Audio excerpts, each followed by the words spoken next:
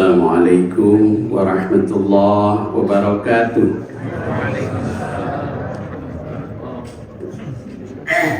Inna hamdalillah nahmaduhu wa nasta'inuhu wa nastaghfiruh wa na'udzu billahi min syururi anfusina wa sayyiati a'malina may yahdihillahu fala mudilla lahu wa may yudlil fala hadiya lahu.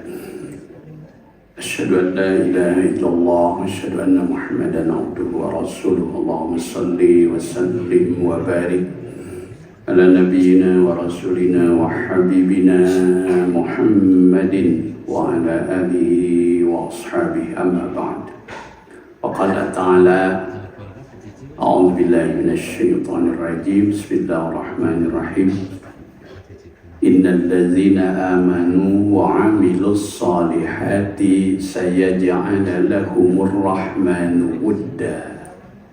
Shadaqallahul 'azim. Jamaah sekalian yang dirahmati Allah, puji syukur mari kita panjatkan senantiasa kehadirat Allah Subhanahu wa taala. Alhamdulillah, pada subuh ini kita masih diberikan umur, diberi kesehatan, juga kelapangan untuk dapat bertemu kembali di majelis ini. Salawat dan salam semoga selalu tercurah kepada panutan agung junjungan alam Rasulullah Sallallahu Alaihi Wasallam beserta keluarga dan para sahabatnya. Jamaah sekalian yang dirahmati Allah, insya Allah pada pagi ini kita akan menuntaskan kajian kita bagian dari tazkiyatun nafs, yaitu tentang haqiqatuz zuhdi wa samaratuhu, tentang hakikat zuhud dan buah-buahnya. Tadi sudah diawali oleh Imam dengan surat Maryam ayat 96. Langsung nyambung ya. Subhanallah ya. Itu ayat tentang zuhud itu ternyata. Innal ladzina amanu wa 'amilus solihati, sesungguhnya orang-orang yang beriman dan beramal soleh, saya ja'alu, maka pasti. Jadi kalau sin itu yaitu masuk ke fi'il mudhari' tapi untuk memastikan itu. Saya ja'alu, maka niscaya akan menjadikan. Niscaya akan menjadikan lahum, bagi mereka, siapa? Ar-Rahmanu, yaitu Allah yang Maha Rahman, wuddan, akan menjadikan dalam kehidupan mereka wuddan, yakni kasih sayang manusia kepada orang itu. Jadi dia selain dicintai oleh Allah yang Maha Rahman, juga akan disayangi oleh manusia. Ini hadis yang menjadi titik tolak kajian kita, yaitu hadis nomor 31 kalau dalam hadis Arba'in An-Nawawi, yakni hadis yang berbunyi an Abil Abbasi Sahlin bin Sa'din As-Sa'idi radhiyallahu anhu qala jaa rajulun ila an-nabiy sallallahu alaihi wasallam, ya Rasulullah, dullani ala amalin idza amiltuhu ahabbani Allah wa ahabbani an-nas. Faqala izhad fid dunya yuhibbukallah wajhad bima indan nasi yuhibbakan nas. Hadis hasan rawahu Ibnu Majah wa ghairuhu bi asanida hasanatin, dengan sanad yang Baik, ini terjemahannya.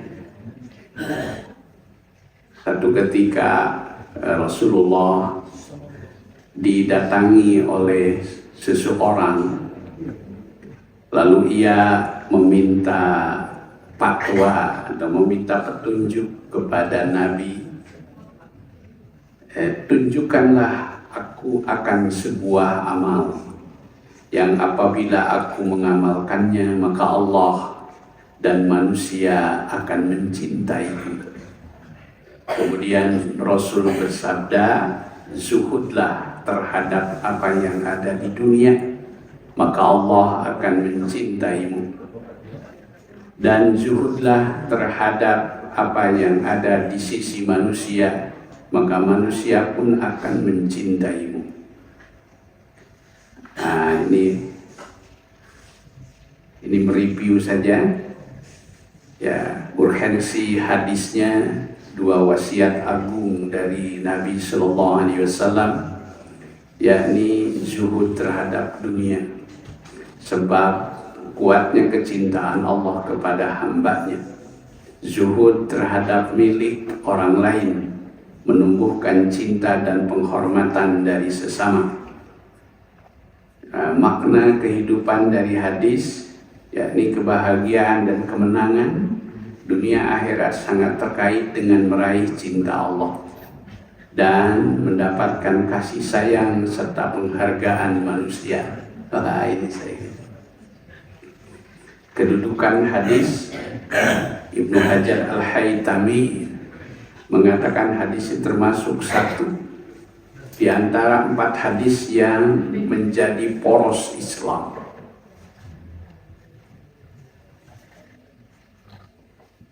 Makna kata dalam hadis saya kira ini tidak terhalus dijelaskan secara detail, atau yang terpenting ini makna zuhud ya. Secara bahasa zuhud itu artinya meninggalkan sesuatu karena dianggap kecil atau tidak berharga menurut bahasa. 2, zuhud di dunia artinya bersifat sesuatu yang remeh dan menipu ya, maka jangan sampai lalai. Nah, ini ayatnya surat Luqman ayat 33. Fala taghrannakumul hayatud dunya, janganlah kehidupan dunia memperdayakanmu. Surat Al-Hadid ayat 20, ya'lamu annamal hayatud dunya la'ibun wa lahwun wa zinatun wa tabakhurun bainakum wa takassurum bil amwali wal aulad. Kehidupan dunia hanyalah permainan, hiburan, perhiasan, dan berbangga-bangga. Kemudian ini makna zuhud secara substantif ya, secara substantif berdasarkan definisi salafus salih dan juga ulama-ulama sesudahnya. Zuhud bermuara pada meyakini apa yang ada di sisi Allah daripada apa yang ada di tangan, yakni dunia. Jadi makna hakikinya laisa zahadatu fid dunya ya bitahrimil halali wala idha'atil mal. Jadi inti dari zuhud lebih meyakini apa yang ada di sisi Allah daripada apa yang ada di tangan. Dan ini dikatakan bahwa sikap ini lahir dari keyakinan yang benar.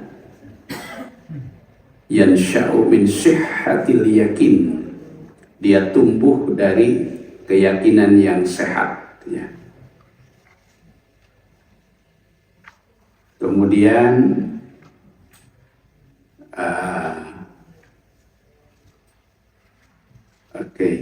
nah tadi ada penguatan, Jadi makna zuhud itu sekali lagi laisa zahadatu fid dunya bi tahrimil halali, bukanlah zuhud dalam perkara dunia yaitu dengan mengharamkan yang halal, dan juga bukan dengan menghilangkan harta. Innamaz zahadatu, sesungguhnya zuhud itu dalam perkara dunia, antakuna bima biyadillah, ketika engkau lebih yakin dengan apa yang ada pada genggaman Allah dibandingkan dengan apa yang ada pada genggaman tanganmu sendiri. Nah, itu inti dari zuhud. Nah, kemudian ada 3 buah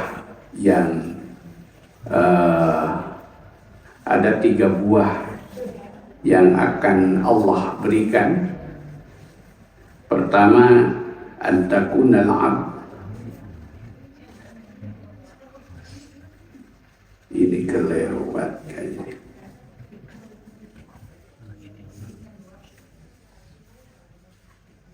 Ini menurut hadis Al-Khawlani, bukan mengharapkan yang ada semua harta, bukan.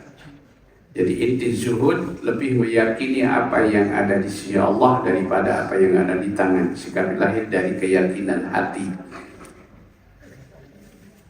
Yang kedua, buahnya itu ketika menghadapi musibah seperti hilangnya harta atau anak, ya, maka dia lebih berharap pahala. Insyaallah ini berat sekali. Arghabu bisawabi dzalik, dia lebih berharap pahala dari musibah itu. Ya, di mana saya lihat di Aceh, di peristiwa apa nih sekarang, bencana Sumatera, ya. Bencana Sumatera, ada seorang ayah yang masih mencari putrinya yang berumur 1 tahun 8 bulan, yang masih belum ketemu. Insyaallah luar biasa ujian. Nah, bagi orang yang zuhud, ketika dihadapkan pada musibah seperti itu, maka ia lebih berharap pada pahala. Arghabu fi sawabi dzalik mimma dhahaba minhu minad dunya aw yabqalah, daripada kembalinya dunia dan tetapnya dunia yang hilang itu. Wa yansha'u hada aidan min kamalil yaqin, dan hal yang demikian itu hanya dapat tumbuh dari kesempurnaan keyakinan. Di antara doa yang ternyata tersambung sekali dengan zuhud, yaitu doa yang sangat luar biasa yang diajarkan oleh Rasulullah SAW dalam riwayat hadis Ibnu Umar. Nabi mengajarkan doa, annahu kana yaqulu fi du'aihi,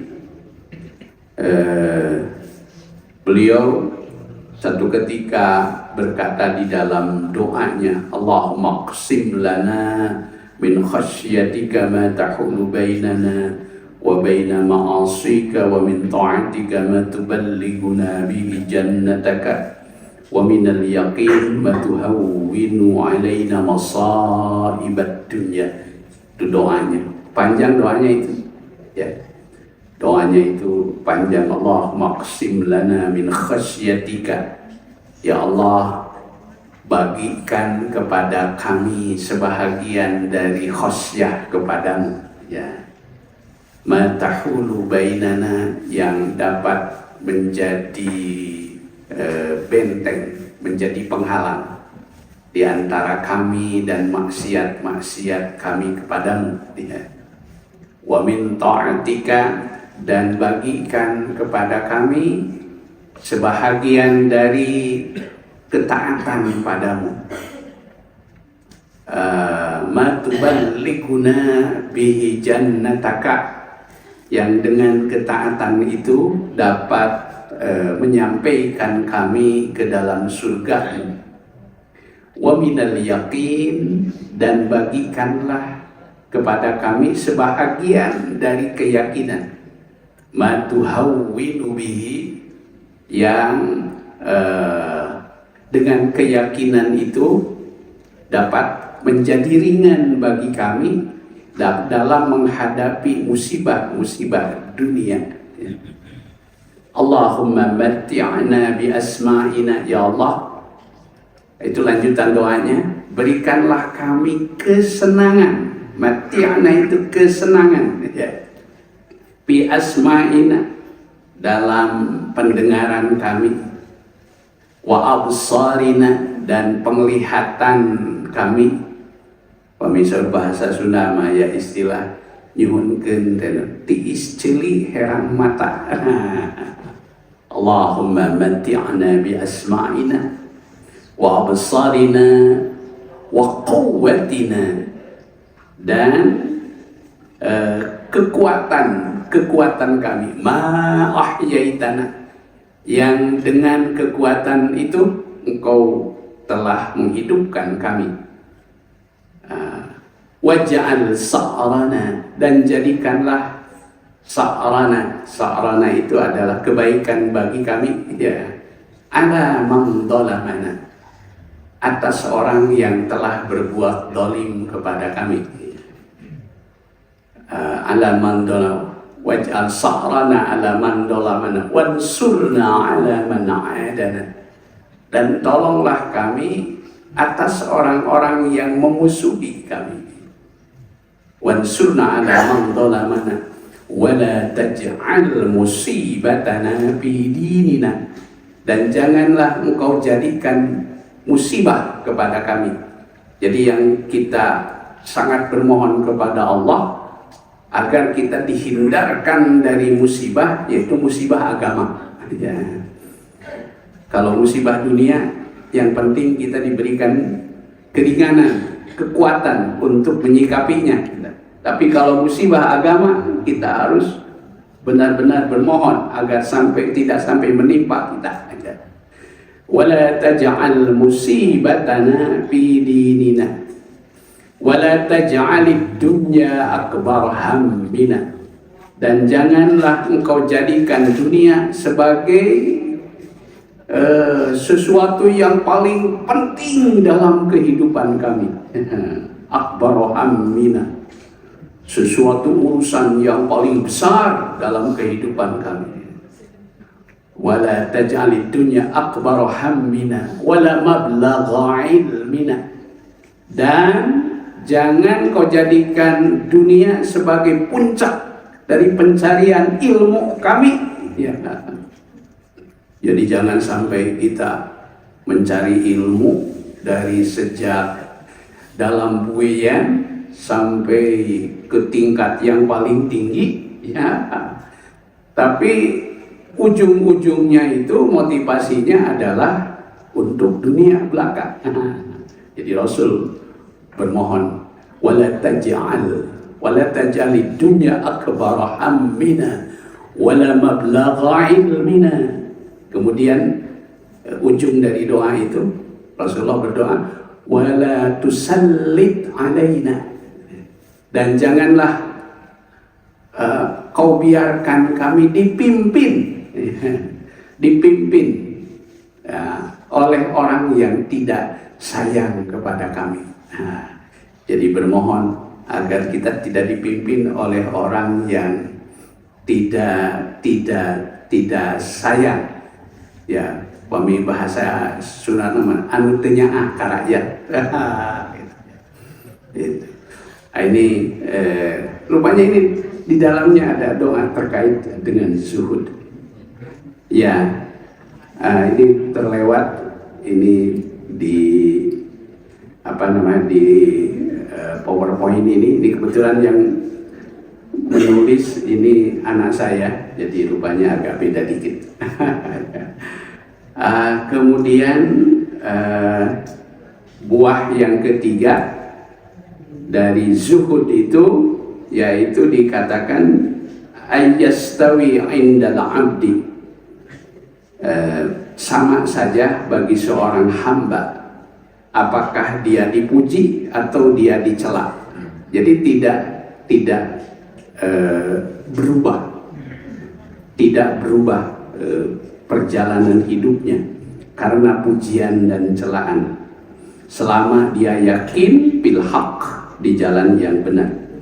Wa hadza min alamati zuhdi, dan ini termasuk di antara tanda-tanda zuhud di dunya, dalam perkara dunia. Wa ihtiqariha wa qillatir raghabi biha. Qala Ibnu Mas'ud radhiyallahu anhu, berkata Ibnu Mas'ud, al-yaqin yaitu alla tardhan nas bi sakhatillah. Baik, kita lanjutkan. Macam-macam zuhud. Menurut kaum salafus salih, zuhud terdiri dari 3 macam. 1, zuhud terhadap kemusyrikan. Zuhud terhadap kemusyrikan dan dalam beribadah. Artinya dalam hal ini pengertiannya tidak beribadah kecuali hanya kepada Allah. Tidak beribadah kecuali hanya kepada Allah. Yang kedua, zuhud terhadap perkara-perkara yang diharamkan. Az-zuhdu bil haram, meninggalkan yang diharamkan. Kemudian yang ketiga, zuhud terhadap perkara yang halal. Dalam hal ini maknanya adalah tidak berlebihan dalam menikmati yang halal. Dan yang ketiga, bukanlah sesuatu yang wajib. Berikutnya kita lihat, faktor pembangkit sikap zuhud. Faktor yang dapat melahirkan sikap zuhud yang pertama adalah mengingat akhirat. Istihdharul akhirah, mengingat akhirat. Selalu memikirkan dan merenungi akhirat dan semua yang berkaitan dengannya. Kalau istilah Imam Ghazali, yaitu di antara tanda jiwa yang sudah diberi hidayah Allah itu, yaitu wal inabatu ila daril khulud, mengutip hadis Rasul, itu bahasa hadis Rasulullah. Ketika Rasul ditanya tentang hal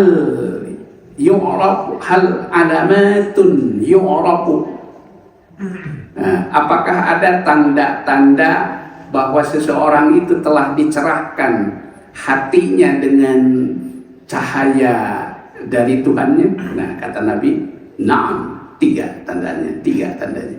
Pertama, tandanya itu yaitu tatajaba an daril ghurur. Dia selalu meninggalkan tempat-tempat yang penuh dengan tipu muslihat, ya, tipu-tipu, goror, meninggalkan tipu-tipu muslihat. Dan sekarang yang harus diwaspadai model penipuan hari ini, yaitu melalui satu sosok yang disebut namanya Neng Ai. Terang Neng Ai. Neng Ai. Apa? AI. Seorang sudah meneng ai, teh ai, neng ai. Allah, itu luar biasa itu sekarang. Itu AI, ya, model ini penipuannya luar biasa, kan ya. Jadi kalau kita tidak berhati-hati. Yang kedua, ciri orang yang jiwanya sudah tercerahkan itu al-inabatu ila daril khulud. Al-inabatu ila daril khulud. Inabah itu selalu rindu kembali bahwa hakikat kampung halaman di mana kita akan kembali semuanya adalah Darul Khulud, ya. Ya, namanya Darul Khulud, kampung keabadian. Namanya kampung keabadian, ya, kampung keabadian. Ila Darul Khulud. Nah, kemudian tandanya yang ketiga yaitu isti'dadu lil maut. Dia selalu mempersiapkan diri, ya, menghadapi al-maut qabla nuzuli, sebelum kematian itu datang. Nah, jadi ini terkait ini termasuk faktor pembangkit zuhud, mengingat akhirat, selalu memikirkan dan merenungi akhirat dan semua yang berkaitan dengannya. Kemudian menghadirkan perasaan zikir, selalu menghadirkan perasaan bahwa kenikmatan dunia dapat mengurangi derajat di sisi Allah dan dapat memperlambat proses hisab. Ya, nanti yang paling lama hisabannya itu siapa katanya? Nabi Sulaiman. Nabi Sulaiman. Mungkin untuk generasi di zaman itu, ya. Kalau generasi di zaman kita mah mungkin ada yang lain lagi. Ya. Nah, karenanya maka salah satu ayat yang Masya Allah, ayat ini ketika Rasulullah Shallallahu Alaihi Wasallam, ada cerita menarik di balik ayat ini. Satu ketika Rasulullah dalam keadaan yang panas terik kota Madinah, ya, itu panas ekstrim kota Madinah, yang ketika itu tidak ada orang yang mau keluar kecuali untuk kebutuhan yang sangat mendesak. Maka kemudian keluarlah 3 orang karena terpaksa, 3 orang yang paling mulia di dunia dan insya Allah paling mulia juga di akhirat. Nabi Muhammad Sallallahu Alaihi Wasallam, lalu disusul oleh Sayyidina Abu Bakar As-Siddiq, dan terakhir Sayyidina Umar radhiyallahu anhu. Itu kalau kawan saya di nasihat ada apa sekarang kan model dakwah itu dengan kalimat-kalimat pendek. Berilah kesempatan kepada orang yang kepada orang lain yang belum berubah, ya, berilah kesempatan untuk berubah. Jadi kita tidak boleh memponis bahwa kalau orang itu sudah kita ponis jelek, wah si eta mah, gitu tidak boleh gitu. Berilah kesempatan kepada orang lain untuk berubah ke arah yang lebih baik. Karena Umar bin Khattab sekalipun yang semula beliau datang untuk membunuh Nabi, kemudian dia berubah dan sekarang makbarahnya, kuburannya berada di samping Nabi Muhammad Sallallahu Alaihi Wasallam. Kembali ke cerita kita tadi. Nah, 3 orang ini yang bernasib sama, yaitu apa? Lapar. 3 orang lapar. Rasulullah, Abu Bakar, Sayyidina Umar. Kemudian Nabi bertanya, itu siapa yang punya ide di antara kalian untuk mengatasi persoalan kita? Kata Sayyidina Umar, ya Rasulullah, saya dengar sahabat kita Abu Ayyub Al-Ansari itu di kebunnya sedang musim panen, katanya gitu. Mungkin kalau kita bertamu kepadanya itu sebuah ide yang baik, katanya. Sebuah ide yang baik, ya. Akhirnya sepakat mereka bertiga mengunjungi rumah Abu Ayyub Al-Ansari. Maka sesampainya di rumah itu, rupanya Abu Ayyub sedang di kebun, disambut oleh istrinya dengan sangat senang. Sang istri menyambut beliau bertiga dengan ucapan, "Salamun alaika ya Nabi Allah wa biman ma'ah." Selamat datang untukmu wahai Nabi Allah dan orang-orang yang menyertainya.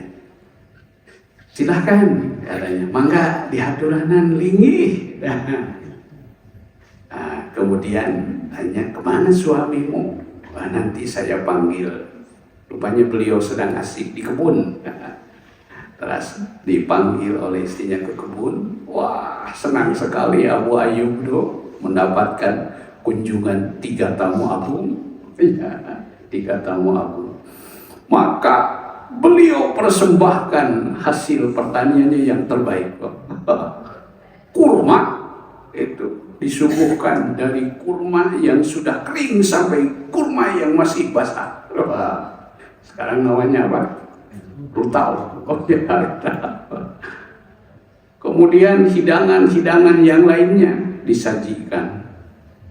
Dan dengan sangat senang hati ketika itu pula Abu Ayyub langsung beliau menyembelih kambing muda. Kambing muda. Ini kesempatan buat Trump. Bayangkan dalam keadaan lapar disuguhan tuangan seperti itu. yang harumnya itu sudah menyengat. Nah, setelah itu dihidangkanlah ke hadapan para tetamu ini. Dan nampak sekali Sayyidina Umar katanya makannya sangat lahap. Ya. Kalau Sayyidina Abu Bakar itu relatif sedang-sedang. Tapi yang justru heran ini Rasulullah Sallallahu Alaihi Wasallam. Beliau makannya hanya 1-2 suap saja. Ya. Jadi itu. Malah beliau menatapnya. Masya Allah, ini ada kurma kering, ada kurma basah. Ini ditatapnya satu persatu itu. Ya, terus satu persatu. Itu. Nah, beliau bukan melanjutkan suapannya. Itu. Malah kemudian beliau menangis. Nah, sampai sahabat yang lain itu heran. Kenapa kok malah menangis? Nah, rupanya beliau ingat ayat ini. Summa latus'alunna yawma idzin 'anil na'im. Summa latus'alunna yawma idzin 'anil na'im. Masya Allah. Faktor pembangkit zuhud yang kedua, memahami hakikat dunia. Memahami hakikat dunia. Bahwa dunia adalah perkara yang ikhtikar. Sesungguhnya tidak ada harganya dan akan cepat sirna dibandingkan dengan apa yang ada di sisi Allah. Rasulullah menggambarkan seperti sayap nyamuk. Ya. Bal tu'sirunal hayatad dunya wal akhiratu khairu wa abqa. Perasaan dunia terkutuk selalu menghadirkan perasaan bahwa dunia adalah terkutuk. Hadis Ibnu Majah. Dunia adalah terkutuk.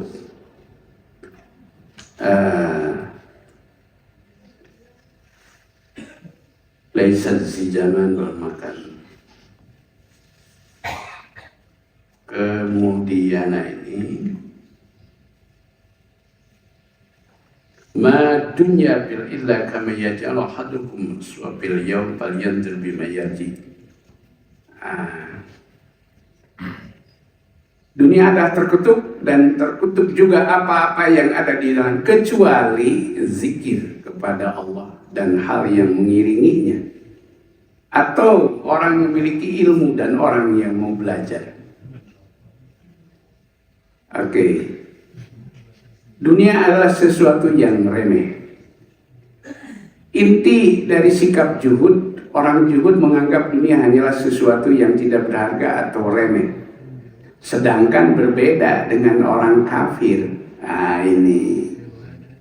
Orang kafir, orang yang tidak beriman menurut surat Yunus ayat 7 dan 8. Orang kafir itu, ya, mereka dikatakan innal ladzina la yarjuna liqa'ana wa radu bil hayati dunya wa atma'tu biha walladzina hum an ayatina ghafilun. Kemudian di ayat 8 itu ayat 7 dan 8. Ya. Ini gambarannya. Kemudian surat itu. Jadi orang kafir itu digambarkan di surat Yunus, innalladzina la yarjuna liqa'ana. Sesungguhnya mereka orang-orang yang tidak mengharapkan pertemuan dengan kami, waradu bil hayatid dunya. Dan mereka hanya ridho mencari kesenangan dunia. Watma'annu biha, dan merasa tentram dengannya. Walladzina hum an ayatina ghafilun, dan orang-orang yang lalai terhadap ayat-ayat kami. Surat Yunus ayat 7. Kemudian juga digambarkan ini kehidupan dunia hanyalah permainan, sesuatu yang melalaikan, perhiasan bermegah-megahan dan harta dan anak yang berbanyak. Di akhirat akan diadab keras dan ampunan dari Allah. Di surat Al-Hadid ayat 22. Ayat 22. Ya, wa mal hayatud dunya illa la'ibun wa lahun wa zinatun wa tafakhurun bainakum bil amwali wal aulad. Bil amwali wal aulad. Jadi ini dorongan-dorongan supaya kita bersikap zuhud. Nah, akhirnya sampai pada penjelasan mengenai 3 golongan manusia menurut Ibnu Rajab Al-Hambali. Golongan pertama, orang yang tidak beriman, dalam arti mengingkari akhirat. Tujuan utama kesenangan dunia dan menumpuk semua kenikmatan dunia. Surat Muhammad ayat 12. Itu yang tadi ayatnya dibacakan. Orang-orang yang kafir itu bersenang-senang dunia dan mereka makan seperti makannya binatang-binatang, dan neraka adalah tempat tinggal mereka.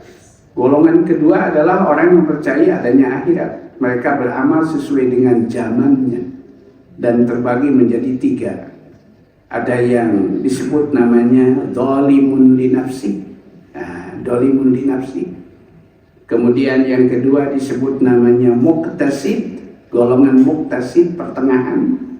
Dan yang ketiga adalah sabiqun bil khairat, yaitu orang yang selalu berlomba-lomba dalam kebaikan. Ini golongan yang kedua. Jadi ada 2 golongan menurut Ibnu Rajab. Lalu berikutnya cara meraih cinta Allah dan manusia, berangkat dari hadis tadi. Sikap zuhud dapat membawa kepada kecintaan Allah, karena zuhud mengisi ruang hati kita dengan kecintaan kepadanya. Ini hadis dari Imam Tirmidzi. Jika mencintai seseorang maka akan menjaga perkara dunia. Dan dunia seperti salah seorang di antara kalian menjaga air yang betul-betul ia cintai, seperti air yang ia dapati di tengah padang pasir yang kering dan sangat langka, dan seperti seorang anak yang ia cintai, dan dunia baginya adalah penjara bagi orang mukmin dan surga bagi orang kafir. Kemudian cara meraih kecintaan manusia, di antaranya zuhudlah terhadap yang dimiliki orang lain, maka mereka akan mencintaimu. Ini hadis yang semula ini. Kemudian Hasan Al-Basri berkata, seseorang akan tetap disenangi manusia selama ia tidak tamak terhadap apa-apa yang mereka miliki. Karena jika ia tamak, maka mereka akan membencinya. Ya, tomak, rakus. Akhirnya kita jelaskan zuhud yang tidak benar. Zuhud yang salah itu adalah kesalahpahaman tentang zuhud. Zuhud bukanlah menolak semua jenis kenikmatan dunia, bukan. Pandangan yang salah tentang dunia tadi itu ternyata dipengaruhi oleh pemikiran Persia sebelum Islam. Menganggap zuhud adalah mengenakan baju compang-camping, tidak bekerja, hanya menggantungkan diri pada sedekah orang lain, dan mengkhawatirkan kehancuran jika mencari kekayaan. Itu zuhud yang salah. Itu zuhud yang salah. Jadi bukan demikian. Ya, ini adalah sikap yang negatif. Islam tidak menghendaki sikap negatif yang membawa kehancuran. Justru Islam itu menghendaki kemajuan.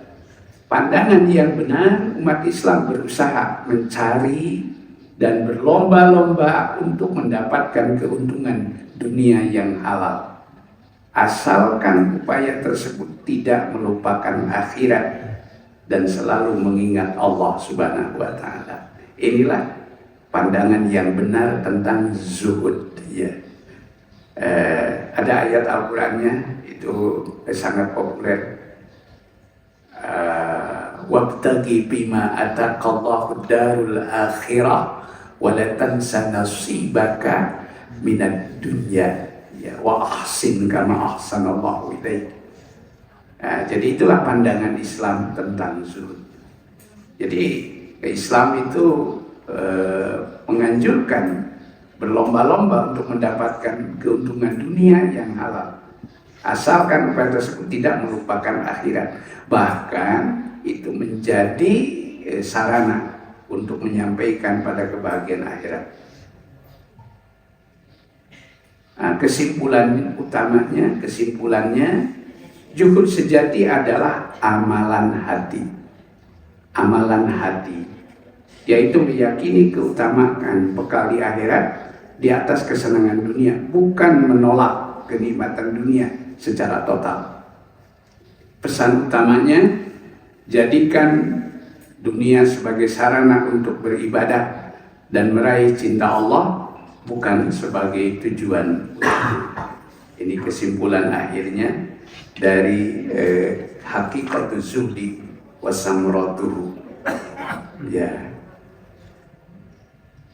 Barangkali ada yang perlu diklarifikasi atau ingin diperjelas, dipertanyakan.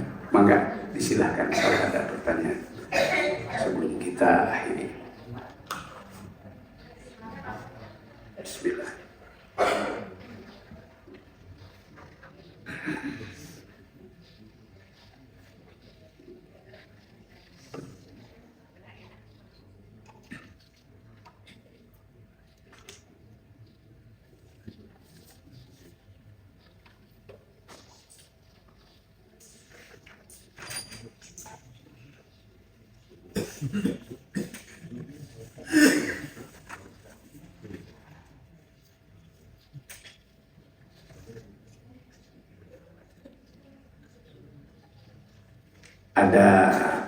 Barangkali ada yang perlu diklarifikasi atau dijelaskan, silakan kalau ada. Ya, jadi jamaah sekalian yang dirahmati Allah Subhanahu wa Ta'ala, kembali ke permulaan. Jadi inilah kesimpulan utamanya, zuhud itu sejatinya adalah amalan hati, bukan amalan anggota tubuh, ya, bukan amalan anggota tubuh. Yaitu bagaimana ketika kita belajar untuk lebih sikoh, lebih yakin kepada apa yang ada pada Allah Subhanahu wa Ta'ala daripada apa yang ada pada genggaman kita sendiri. Kemudian kaitan dengan untuk meraih tadi kasih sayang manusia. Intinya bagaimana kita tidak kalau istilah orang mungkin tepanasan, penginten minimal tepanasan. Ya. Ada satu ungkapan yang cukup menarik juga dalam satu hadis. Dalam hal kehidupan dunia, kita justru harus sering melihat kepada saudara kita yang berada di bawah. Undur ila man huwa asfala minkum. Dalam hal dunia, kita harus belajar melihat kepada saudara kita yang berada di bawah kita, sehingga akan semakin tumbuh rasa syukur kita kepada Allah. Kudu tungkul kana jukut, ulah tangah kasadapan. Seru bahasa sepuh. Kudu tungkul kana jukut, ulah tangah kasadapan. Unduru ila man huwa asfala minkum, wala tanduru ila man huwa fawqakum. Dan pamit tangah wae make wacanggeul. Pamit tangah wae wacanggeul. Tapi dalam hal kesolehan, dalam hal kesolehan justru kita harus gibtoh, ya, harus gibtoh, kabita, ya. Kan kata dalam hadis lain Rasulullah mengatakan tidak ada hasad kecuali dalam dua hal. Pertama, hasad, iri dalam tanda petik kepada orang yang berilmu, yang dia beramal dengan ilmunya. Dan yang kedua, iri kepada orang yang kaya, ya, yang beramal soleh dengan kekayaan. Nah, sampai sahabat, orang-orang yang terbatas kemampuan finansialnya, mereka ngiri, gitu. Dalam satu riwayat dikatakan, ya Rasulullah, kalau saudara kami orang kaya itu, ketika kami sholat, mereka juga sholat. Ketika kami saum, mereka juga saum. Ketika kami beribadah, ibadah sunnah yang lain, mereka getol juga ibadah sunnah. Tapi ketika mereka bersedekah, ketika mereka mendermakan hartanya, kami hanya bisa melihat, menonton saja. Kami hanya kabita. Lalu mereka dihibur oleh Rasulullah. Bukankah kalian pun telah diberi fasilitas oleh Allah untuk bisa berakselerasi mengejar ketinggian mereka? Dengan apa? Di dalam tasbih ada sedekah. Dalam takbir ada sedekah. Dalam tahlil ada sedekah. Dalam zikir ada sedekah. Dalam amar ma'ruf nahi munkar ada sedekah. Ya, ada sedekah. Dalam thalabul ilmi ada sedekah. Dan setiap sendi dari tubuhmu itu harus disedekahi. Ada cara yang paling simpel untuk menyedekahi seluruh sendi tubuh kita, minimal dengan 2 rakaat sholat duha. Itu sedekah. Bahkan dalam riwayat lain, mohon maaf, ini saya harus ceritakan ini hadis, termasuk sedekah itu, sedekah bapak-bapak, kaum lelaki kepada ibu-ibu, yaitu dengan cara menggaulinya. Ya, jadi ketika bapak-bapak bersilaturahmi dengan istrinya, itu adalah bagian dari sedekah. Ya, itu. Jadi kalau anu terbatas finansial, sing sedekah. banyaklah bersedekah, yaitu mengunjungi siapa Pak? Ya.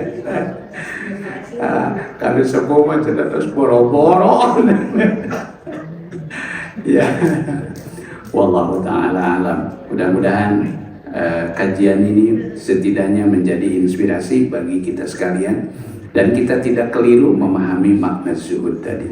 Jadi esensinya sekali lagi, zuhud bukan berarti kita lari dari dunia secara totalitas, tetapi bagaimana menyikapi dunia dengan sikap yang terbaik, ya, seperti yang disampaikan tadi. Mudah-mudahan ada hikmah, ada berkah dan manfaatnya. Mohon maaf atas kekurangan dan kehilafannya. Kita akhiri dengan sebuah doa yang tadi disampaikan. Bismillahirrahmanirrahim. Allahumma qsim lana min khasyatika ma tahulu bihi bainana wa baina ma'asika wa min ta'atika ma tuballighuna bihi jannataka wa min al-yaqin ma tuhawwinu bihi alaina masa'ib ad-dunya. Allahumma mati'na bi asma'ina wa absarina wa quwwatina ma ahyaytana waj'alhu al-warisa minna waj'al sa'rana 'ala man zalamana وانصرنا على من عادنا ولا تجعل مصيبتنا في ديننا ولا تجعل الدنيا أكبر همنا ولا مبلغ علمنا ولا تسلط علينا من لا يرحمنا ربنا تقبل منا إنك أنت السميع العليم وتب علينا إنك أنت التواب الرحيم ربنا آتنا في الدنيا حسنة وفي الآخرة حسنة وقنا عذاب النار وصلى الله على نبينا محمد وعلى آله وصحبه وسلم سبحان ربنا رب العزة عما يصفون وسلام على المرسلين والحمد لله رب العالمين نصر من الله وفتح قريب بشير المؤمنين السلام عليكم ورحمة الله وبركاته.